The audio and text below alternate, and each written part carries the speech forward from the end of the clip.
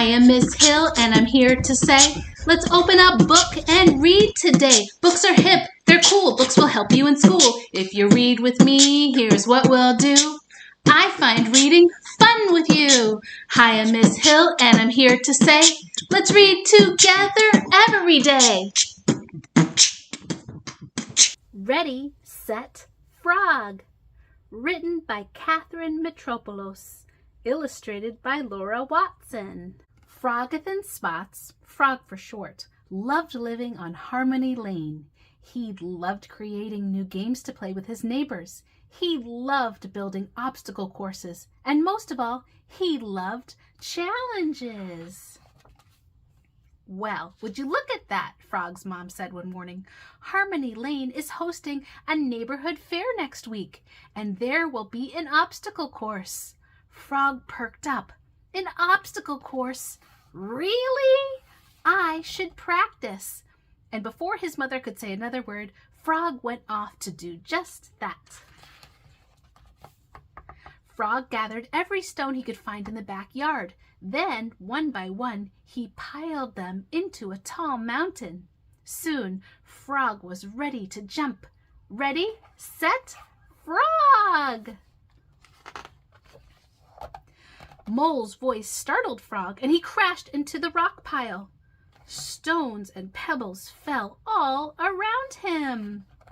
It had taken so long to stack them up. What was he going to do now? Frog turned toward the fence. Is everything okay, Mole? I'm making apple pie, and I'm one apple short. Could you please hop to the top of my tree and get an apple for me? Frog really wanted to rebuild the mountain so he could practice, but his friend needed his help. That was more important than a contest, wasn't it? Frog took a deep breath. He focused his eyes on the tallest branch. Then he bent his knees. His feet pushed off and he soared into the air.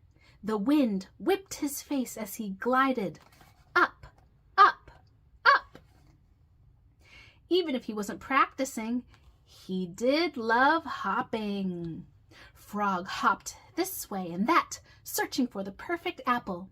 Then he saw it, the brightest, plumpest apple on the whole tree.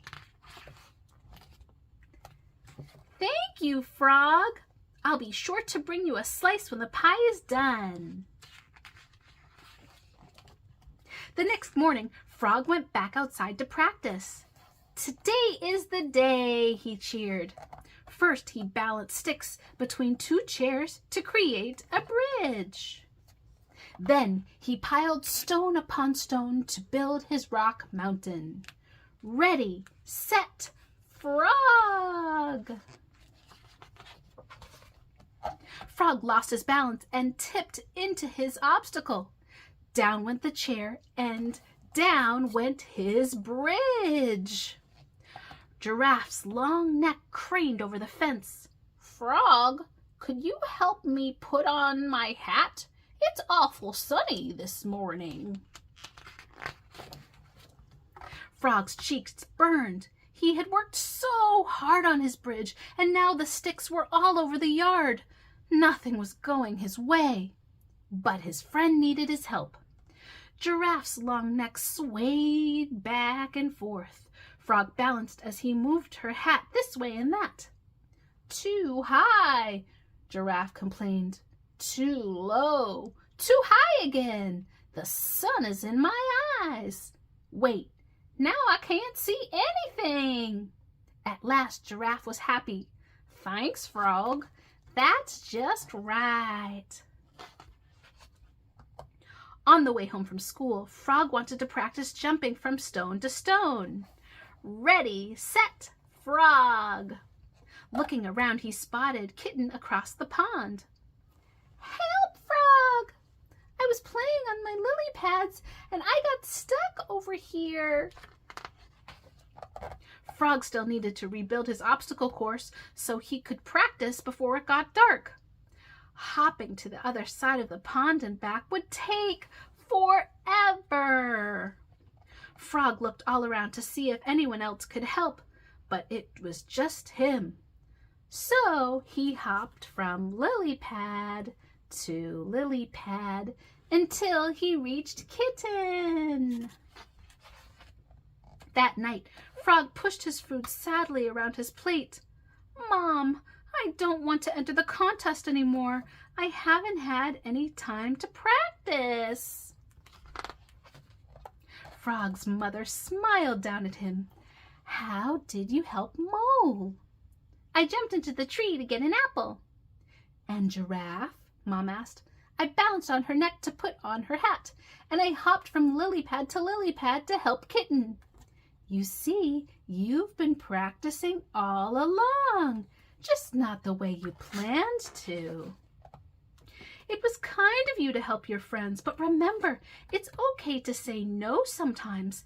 It takes practice to balance helping yourself and helping others. I'm still working on it too." Frog thought about his day. "It felt good to help my friends, but maybe next time I can save some time for my own plans too." At the fair, Frog lined up with his friends. When the whistle blew, he hopped up the stack of logs, across the wobbly bridge of hay, and from rock to rock. At bedtime, Frog smiled proudly at his second-place trophy. Even though he hadn't won, he was excited for next year, and maybe if he took some time for himself, things would go a little more like he planned. Second place, Harmony Lane Annual Obstacle Course. The end. Finish line. What a beautiful story. And here is the author, Katherine. Thank you for writing this book. And the illustrator, Laura. The end. I am powerful. I am strong. I am important. I am powerful. People come in different sizes, different colors, shapes, and names. Although we're different on the outside, inside we are just the same. Press the subscribe button to tune in for the next story time with Miss Hill. Thanks for joining me for today's Read Aloud. Remember, what makes us all different makes us special. You are so special and so loved. Thanks for joining in, and I'll see you next time.